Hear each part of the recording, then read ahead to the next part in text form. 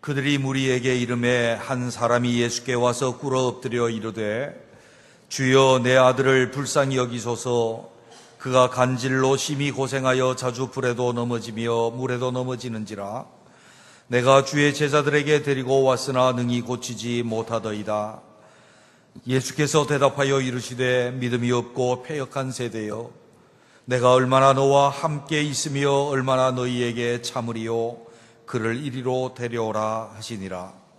이에 예수께서 꾸짖으시니 귀신이 나가고 아이가 그때부터 나으니라. 이때에 제자들이 조용히 예수께 나와 이르되 우리는 어찌하여 쫓아내지 못하였나이까. 이르시되 너희 믿음이 작은 까닭이라. 진실로 너희에게 이르노니 만일 너희에게 믿음이 겨자씨 한 알만큼만 있어도 이 산을 명하여 여기서 저기로 옮겨지라 하면 옮겨질 것이요 또 너희가 못할 것이 없으리라. 아멘. 베드로가 주는 그리스도시요 살아계신 하나님의 아들입니다 라고 고백한 후에 주님이 비로소 고난을 받고 죽임을 당한 후에 3일 만에 다시 살아나야 될 것을 말씀하셨습니다. 그것은 신앙 고백과 복음의 핵심이 그 속에 담겨 있었습니다. 그리고 주님은 베드로와 야고보와 요한을 데리시고 산으로, 우리가 변화산이라고 불리는 산으로 올라가셨습니다. 그곳에서 주님의 옷이 빛이 나고 아주 희게 되어서 빛나는 영광 속에 있었습니다. 그리고 모세와 엘리야와 함께 대화를 나누시는 것을 제자들이 목도하게 됩니다. 그 모습이 너무나도 영광스러워서 주여 여기가 좋사오니 우리가 초막셋을 짓겠습니다. 하나는 주를 위하여, 하나는 모세를 위하여, 하나는 엘리야를 위해서 짓겠습니다. 하늘에서 음성이 있어서 이는 내 사랑하는 아들이니 너희는 그의 말을 들을지어다. 그 음성을 들었습니다. 변화산에 있었던 영광의 역사는 하나님의 나라를 시작했던 모세, 출애굽에서 하나님의 나라를 이루고 그 나라를 위해서 출애굽을 시켰던 모세, 그리고 하나님 나라에 있어서의 박해를 받으면서 하나님 나라를 선포하였고 죽음을 맛보지 아니하고 영생으로 들어간 그 표상으로서의 엘리야, 그와 함께 말씀을 나누는 것은 시작된 하나님의 나라가 예수 그리스도로 말미암아 완성되어질 것이고 그 영생이 예수 그리스도로 말미암아 주어질 것을 아마도 그렇게 한 상징으로 나타날 것입니다. 어쨌든 그것은 영화로운 하나님 나라의 놀라운 환상과 그 나타나는 현상이 그 속에 있었습니다. 반대로 산 밑에 남겨진 9명의 제자들은 그 문제에 봉착했습니다. 아들이 귀신 들려 물에도 넘어지고 불에도 넘어지는 흉악한 귀신 들린 그 아이를 데리고 왔을 때 능히 고치지 못하였다는 것입니다. 수많은 사람들이 예수님을 따라다녔고 그들을 예수님의 제자들로 알고 있었던 그 무리 중에서 그들은 아마도 못 고쳤다라고 하는 의미의 뉘앙스로 보아서 고치려고 시도했을 겁니다. 예수 이름으로 명하노니 물러가라라고 명령하기도 해봤을 것입니다. 그런데 고치지 못했습니다. 경험이 없어서일까요? 아닙니다. 그들은 이미 10장에서 보면 전도 훈련을 내보낼 때에 그들에게 주님께서 귀신을 내쫓으며 그런 권능을 그들에게 주시며 그들은 나가서 귀신을 내쫓으며 복음을 증거했던 경험이 있습니다. 돌아와서 보고합니다. 귀신을 내쫓았습니다. 사단이 하늘에서 떨어지는 것을 우리가 보았습니다라고 그렇게 보고를 하며 즐거워합니다. 그들은 경험이 있었습니다. 충분한 경험을 가지고 있었고 주님께서 그들에게 귀신을 쫓아낼 수 있는 권능도 주셨고 그런데 그들은 쫓아내지 못했습니다. 쫓아내지 못함으로 그들은 어땠습니까? 수치를 당하고 있습니다. 어쩔 수 없는 그들의 지금 부끄러움 속에 있을 수밖에 없었고 주의 이름의 영광을 높이지 못하였고 하나님의 영광을 선포하지 못하였고 쫓아내지 못함으로 믿음 없고 패역한 세대라고 주님에게 책망을 받았다는 것입니다. 만약에 쫓아냈다라고 한다면 그 많은 사람들 앞에서 주 예수 그리스도의 이름을 높였을 것이고 하나님의 영광을 선포했을 것이고 하나님 나라를 증거하고 복음을 증거했을 것이며 주님 앞에 잘하였도다 칭찬받았을 것이라고 말입니다.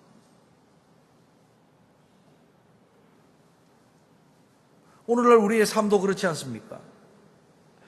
우리가 주님의 제자들로 부름을 입었고 주님의 나라 백성들로 살 그러할 소명을 받았고 직분과 사명이라고 하는 그것을 감당할 수 있는 사명을 우리가 받았을진데 감당치 못하고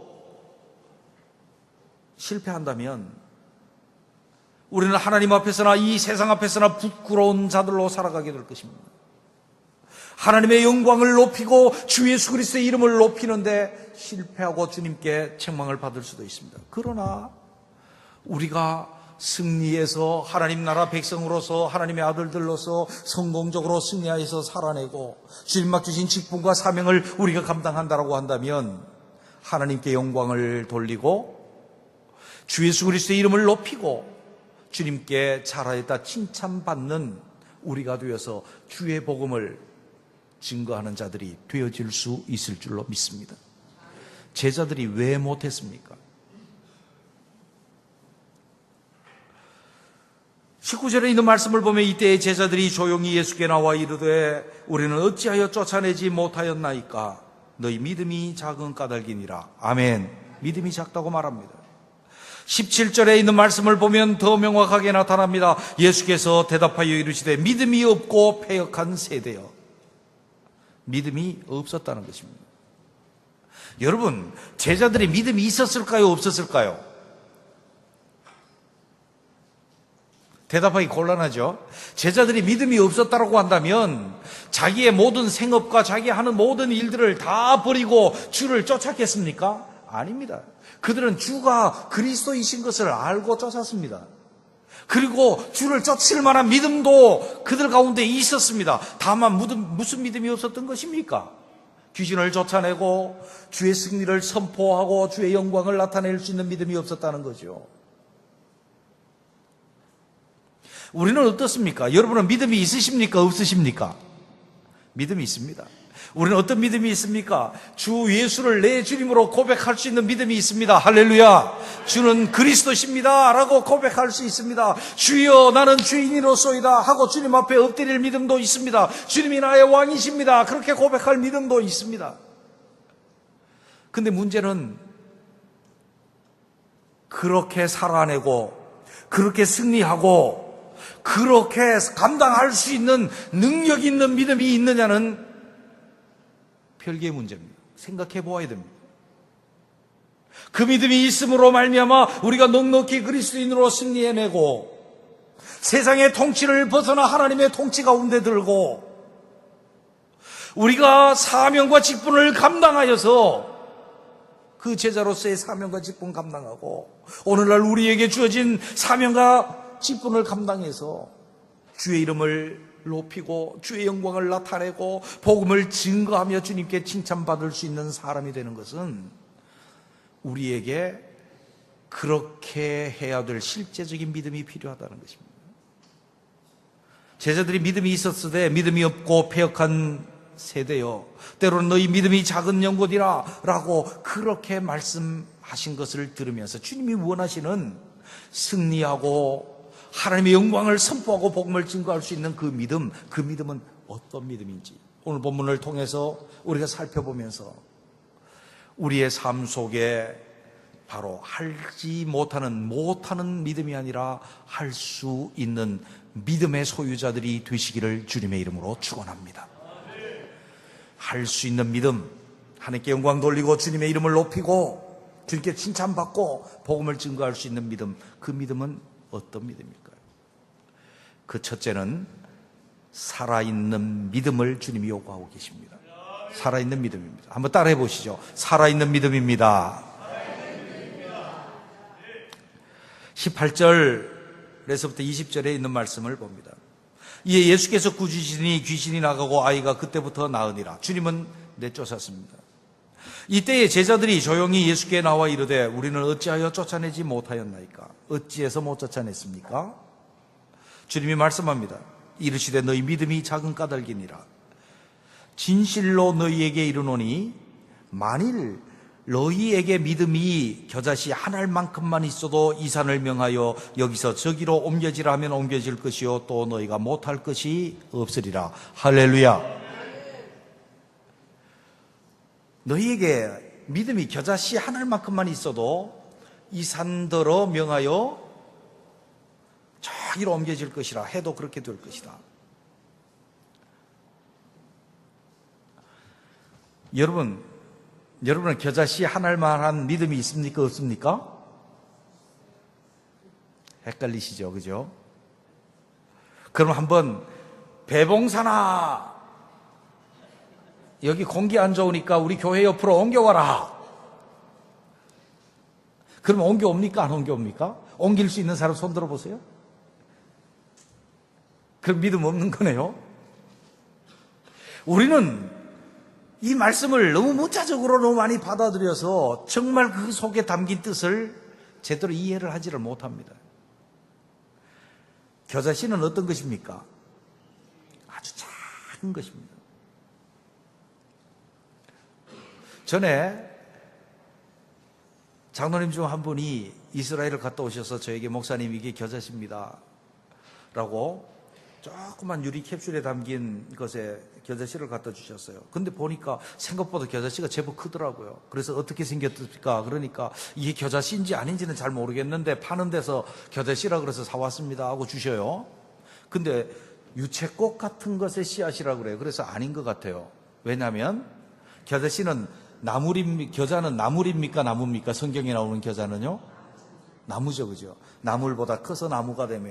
그래서 이게 약간 의심이 좀 가서, 그런데 잘 모르니까 놔뒀어요. 그러다가 저기 이제 그리스를 갔더니 파르테논 신전 앞에 거기에 나무가 하나 있는데 가이드가 그걸 말하는 거예요. 이게 겨자나무입니다. 그래 보니까 씨앗이 있는데 일부러 제가 따서 확인하려고 따서 씨앗을 까봤어요. 까봤더니 정말로 작아요. 눈에 보이지도 않아요. 한 0.1mm 되는 볼펜으로 점 찍어 놓은 것만큼 그 정도로 작더라고요. 그게 겨자씨라고 그래요. 그래서 이게 맞나 보다. 나무고. 그래서 제가 그때 당시에 주님이 말씀하셨을 때 겨자씨가 맞는지 안 맞는지는 잘 모르지만 하여간 겨자씨의 특징은 뭐예요? 아주 작다는 거예요. 작다는 거예요. 근데 이 아주 작은 믿음만 우리가 가지고 있어도 산에 옮겨서 저쪽으로 옮겨가라면 옮기고 바다에 빠뜨리라 그러면 빠진대. 그런데 주님께서는 왜 쓸데없이 산 보고 옮겨라 바다에 빠져라 그렇게 하실까요? 그렇게 하시지 않아요. 겨자씨가 아주 작은 것의 대표적인 것이라고 한다면 산은요 큰 것의 대표예요. 큰 것의 대표. 아주 작은 믿음만 있어도 큰 역사가 일어나게 될 것이다. 이 말씀이에요. 이 말씀은 마태복음 13장의 비유에서 명확하게 나타나요. 마치 천국은 겨자씨 한 알 같으니 모든 씨보다 작은 것이로되 자라면 모든 나물들보다 커서 나무가 되며 공중의 새들이 깃들으리라. 아멘. 이게 뭐예요? 하나님 나라 역사예요. 겨자씨는 어떻게 이런 역사를 일으킬 수 있습니까? 겨자씨가 죽지 않고 살아있다는 거예요. 아주 작지만 살아서 역사하니까 하나님 나라가 크게 이루어지고 그 속에 공중의 새들이 깃들이는 하나님의 나라를 이루었다는 것이 겨자씨의 비유예요. 겨자씨 아주 작은 건데 죽으면 그런 역사가 일어나지 않는 거예요. 겨자씨는 살아있는 거예요. 여기서 작아도 살아있는 믿음. 살았다는 죽은 믿음이 아닌 작아도 살아있는 믿음 말이죠. 살았다가 죽은 믿음이 있습니까? 있습니다. 사대교회가 그렇습니다. 요한계시록 3장 1절에 있는 말씀을 보면 내가 내 행위를 아노니 내가 살았다 하는 이름은 가졌으나 죽은 자로다. 살았다는 이름 뭡니까? 교인이요 그리스도인이요 하나님의 아들이요 하나님의 백성이라고 하는 살았다는 이름은 가졌으나 죽은 자로다. 죽었다는 건 생명이 없다는 겁니다. 그 속에 생명이 역사하지 않는다는 것입니다. 오늘 겨자씨의 믿음이라고 하는 것은 우리가 작지만 우리 속에서 살아서 생명이 있어서 자라나고 생명이 있어서 움직이고 생명이 있어서 역사하는 그 믿음을 가져야만 된다는 것입니다. 할렐루야. 보십시오. 우리가 알고 있습니다. 감정적으로 동의합니다. 그런데 나를 변화시킬 수 없는 믿음은 죽은 믿음입니다. 야고보 사도께서 그렇게 말씀하셨습니다. 행함이 없는 믿음은 죽은 믿음이다. 귀신들도 알고 떠느니라. 귀신들도 지식이 있고 감정이 있어요. 그러나 죽은 믿음이다. 우리 속에서도 승리하고 역사하고 무엇인가를 이루고 할 수 있는 믿음이라고 하는 것은 생명력이 있는 믿음이어야 된다는 것입니다. 지식적으로 알고 있다고 소용이 없습니다. 감정적으로 내가 느끼고 깨닫고 눈물을 흘려도 소용이 없습니다. 내 속에서 하나님의 능력이 나타나고 하나님께서 역사하시고 하나님의 생명이 나타나야 합니다. 그런데 우리에게는 그 생명력이 있습니까? 없습니까? 없습니다. 그 생명은 어디에 있습니까? 예수님께 있습니다. 요한복음 1장 4절에 보면 그 안에 생명이 있었으니 이 생명은 사람들의 빛이라. 예수님 안에 우리의 생명이 있습니다. 그런데 이 예수 그리스도를 우리 속에 생명의 예수 그리스도를 우리 속에 모시고 있을 때에 우리 속에 예수 그리스도의 생명이 우리 속에 있게 되는 줄로 믿습니다. 요한일서 1장 11절 12절 우리가 잘 알고 외우고 있는 말씀 아닙니까? 또 증거는 이것이니 하나님이 우리에게 영생을 주신 것과 이 생명이 그의 아들 안에 있는 그것이니라. 아들이 있는 자에게는 생명이 있고 하나님의 아들이 없는 자에게는 생명이 없느니라. 우리 속에 예수 그리스도를 모시고 이 예수 그리스도께서 우리 속에서 역사하시도록 우리 자신들의 뜻과 우리 자신들의 몸부와 우리 자신들의 삶을 내어드리는 사람, 그 사람에게는 예수 그리스도의 생명이 역사하실 줄로 믿습니다. 우리는 어디에서 이 생명을 얻고 생명력 있는 믿음을 얻으려고 합니까? 오직 주 예수 그리스도를 우리 속에 모시고 이 주님이 우리 속에 역사하시도록 우리 자신을 주님께 내어드릴 수 있는 믿음이어야 우리 속에 생명이 있다고 말입니다. 그 믿음을 가져야 주 예수 그리스도의 생명이 우리 속에서 역사해서 우리 자신들을 변화시키고 세상 가운데 승리하고 하나님의 영광을 나타내고 복음을 증거하며 주 예수 그리스도에게 칭찬을 받는 믿음이 된다는 겁니다. 우리 속에서 주 예수 그리스도께서 우리를 움직이지 못하시면 생명이 없는 거예요. 우리가 지식적으로 동의한다 할지라도, 감정적으로 우리가 그렇다라고 동화된다 할지라도 예수 그리스도께 우리 자신을 내어드리고 예수 그리스도 속에 있는 생명이 우리 속에 역사하게 할 수 있는 그 믿음의 소유자들이 되시기를 주님의 이름으로 축원합니다. 그때 귀신도 쫓겨나는 것이고 우리가 그리스도인답게 살 수 있는 능력도 있는 것이고 직분과 사명을 감당할 수도 있게 되어지는 것입니다. 할렐루야. 두 번째로 보면 어떤 믿음이어야 할 수 있고 어떤 믿음이어야 주님께 영광을 돌리고 칭찬받을 수 있습니까? 주님과 바른 관계적 태도를 가진 사람이어야 합니다. 용서하시고 한번 따라 하시죠. 바른 관계적 태도를 가진 믿음. 주님과 바른 관계의 태도를 가져야 된다는 거예요. 16절에 있는 말씀 다시 한번 17절까지 봅니다. 내가 주의 제자들에게 데리고 왔으나 능히 고치지 못하더이다. 예수께서 대답하여 이르시되 믿음이 없고 패역한 세대여, 내가 얼마나 너희와 함께 있으며 얼마나 너희에게 참으리요. 그를 이리로 데려오라 하시니. 주님이 말씀하셨습니다. 믿음이 없어서 그런 거야. 한마디로 끝내지 아니하시고 믿음이 없고 패역한 세대야 라고 그렇게 말씀하셨습니다. 너희들이 믿음이 없고 패역했기 때문에 귀신을 능히 쫓아내지 못하고 고치지 못하였다. 믿음 없는 것과 패역한 것을 동의어로 놓고 주님은 설명하십니다. 여기에 패역했다라고 하는 이 단어의 원래 단어는 디아스트레포라고 하는 단어입니다. 디아스트레포라고 하는 단어는 이런 것입니다. 디아는 똑바로 가는 것이라면 이 단어는 디아스트레포라고 하는 단어는 똑바로 가지 못하고 옆으로 휘어졌다는 겁니다. 뒤틀려져 버렸다는 것입니다. 이게 패역했다는 원래 의미입니다. 하나님께 대해서 구약의 왕들을 평가하는 기준은 그가 정직히 행하여입니다. 어떻게 합니까? 하나님과 관계에 있어서 하나님을 똑바로 보고 똑바로 믿으며 똑바로 그의 말씀을 향해서 좌로나 우로나 치우치지 않고 똑바로 가는 것이 하나님 앞에 정직하게 행하여라고 한다면, 그가 하나님 앞에 패역하여라고 하는 것은 하나님과 관계가 틀어졌다는 것입니다. 하나님과 관계에 있어서 뒤틀렸고 삐딱한 생각을 하고 반항적인 생각을 하고 저항적인 생각을 한다는 것입니다. 이게 패역했다는 거죠. 주님이 말씀합니다. 믿음이 없고 패역한 세대여, 내가 얼마 동안 너희와 함께 더 있어야 하고 얼마 동안 너희에게 참아야 하냐? 왜 못하느냐? 할 수 있는데 믿음이 없어서 네가 패역해서 너희들이 못한 것이다라고 그렇게 말씀하신 거예요.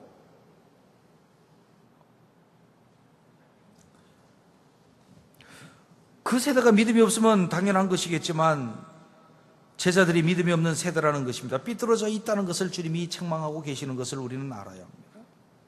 제자들이 뭘 삐뚤어졌는데요? 생각해보면 이해할 수 있습니다. 16장에 나타난 말씀은 너희는 나를 누구라 하느냐라고 주님이 물으실 때에 베드로가 탁 튀어나와가지고 다른 사람이 대답하기 전에 주는 그리스도시요 살아계신 하나님의 아들입니다. 주님께서 바요나 시몬아 네가 복이 있도다. 이를 알게 하신 이는 혈육이 아니라 하늘에 계신 내 하나님 아버지니라. 내가 이 반석 위에 내 교회를 세우리니 라고 그렇게 말씀하셨습니다. 다른 제자들 입장에서 보면 어떻겠습니까? 다른 제자들은 항상 주님이 십자가를 지시기 전주까지도 뭐를 했습니까? 누가 크냐 논쟁에 항상 끼어들었습니다. 네가 크냐 내가 크냐. 특별히 세베대의 아들들 야고보와 요한은 친인척 관계를 활용을 해서 청탁을 합니다. 그들의 어머니가 와서 주여 주의 나라에 임하실 때 내 아들 하나는 주의 우편에 하나는 주의 좌편에 앉게 해주십시오. 다른 제자들은 거기에 분노하는 관계가 제자들 사이의 관계입니다. 동력자인 것처럼 보이지만 그런 상황에서 베드로에게 교회를 세운다고, 천국의 열쇠를 준다고 제자들이요 신기 편하지 않습니다. 친인척 관계를 활용하는 야고보와 요한 항상 좀 불편한 관계 가지고 있었습니다. 근데 주님이 17장에 드셔서 제자들 함께 가지 아니하시고 변화산에 산에로 올라가시는데 베드로와 야고보만 데리고 산에 올라가십니다. 다른 제자들 마음이 어땠을까요? 여러분 같으면 어떻겠습니까?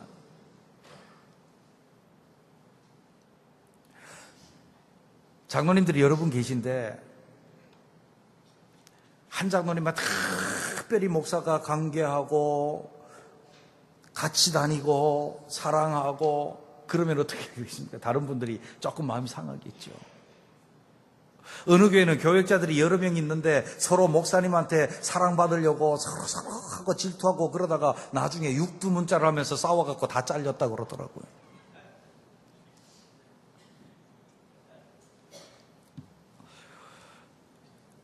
그들의 패역은 마음속에 있는 것이었습니다. 겉으로 표출되지 않은 것이었습니다.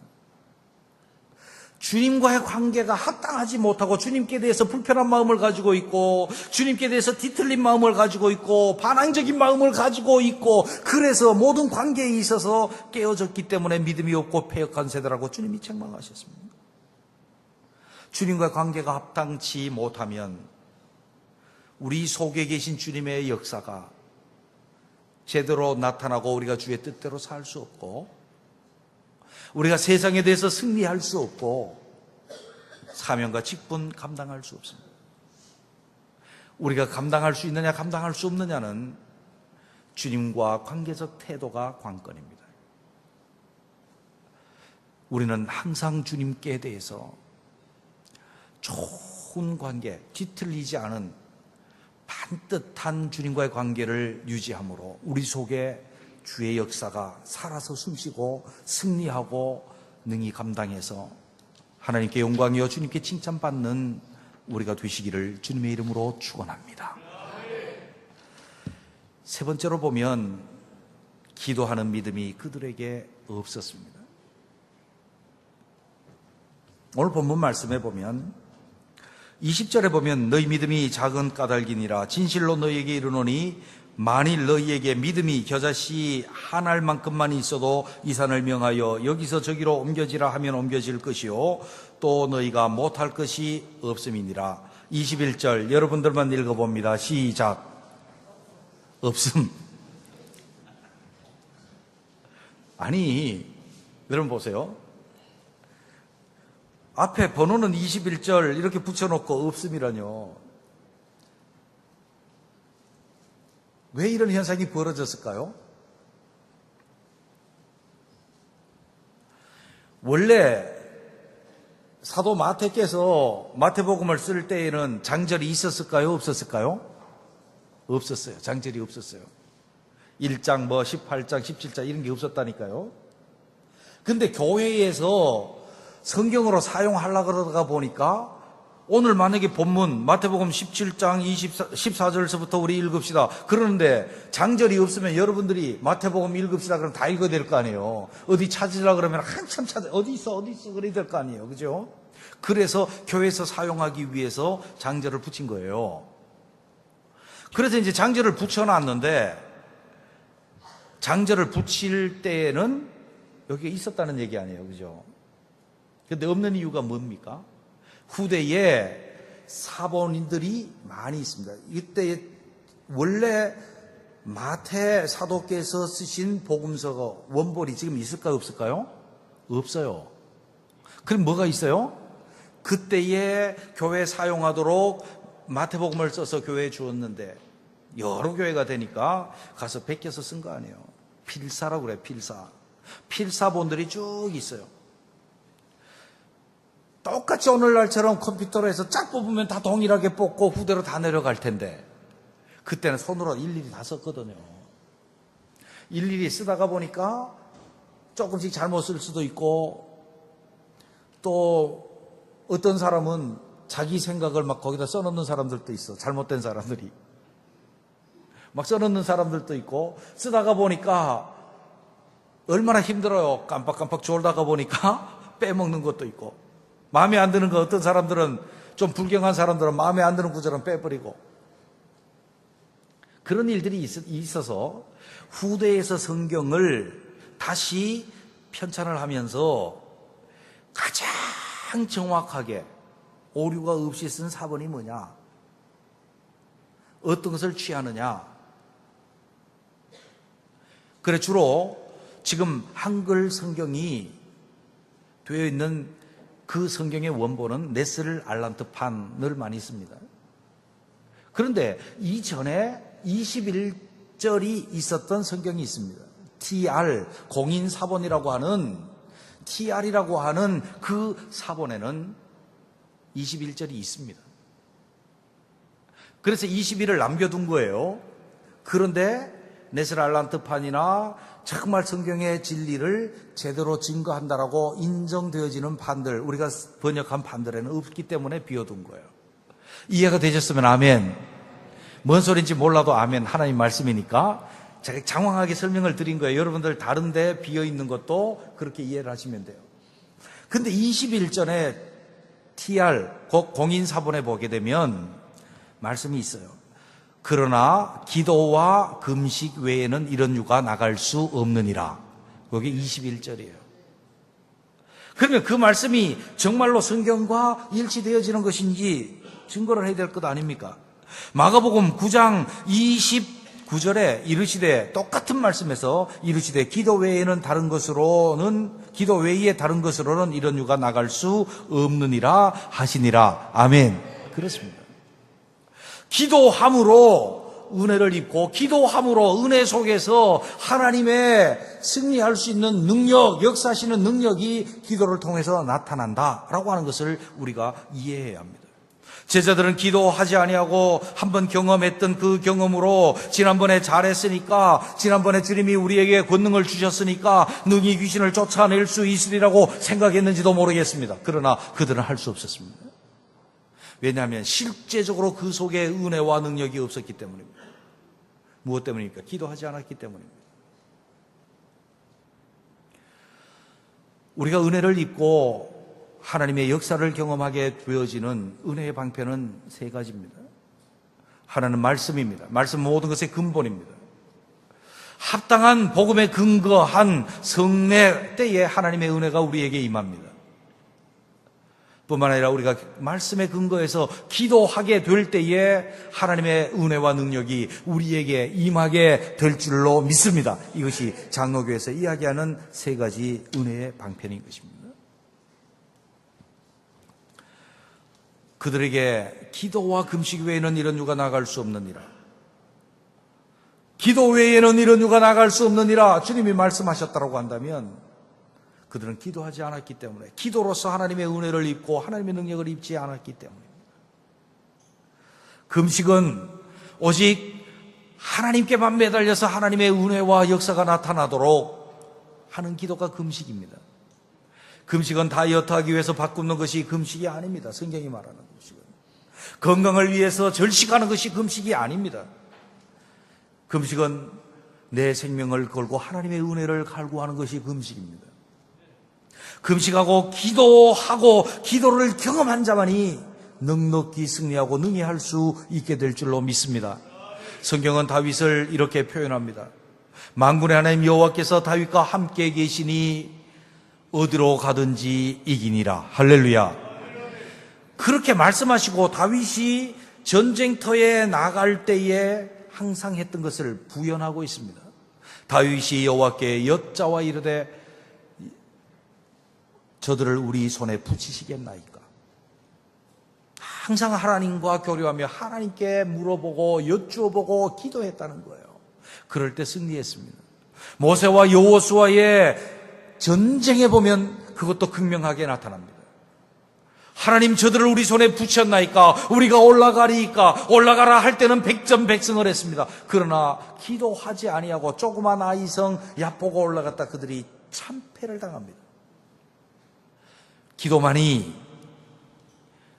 넉넉히 우리가 하나님 나라 백성으로 살고 사명 감당하고 직분 감당하고 이 세상 가운데 승리하여서 악한 세력들에게 승리해서 하나님께 영광을 돌리고 주 예수 그리스도의 이름을 높이며 복음을 증거하며 주님께 칭찬받는 믿음이 될 줄로 믿습니다.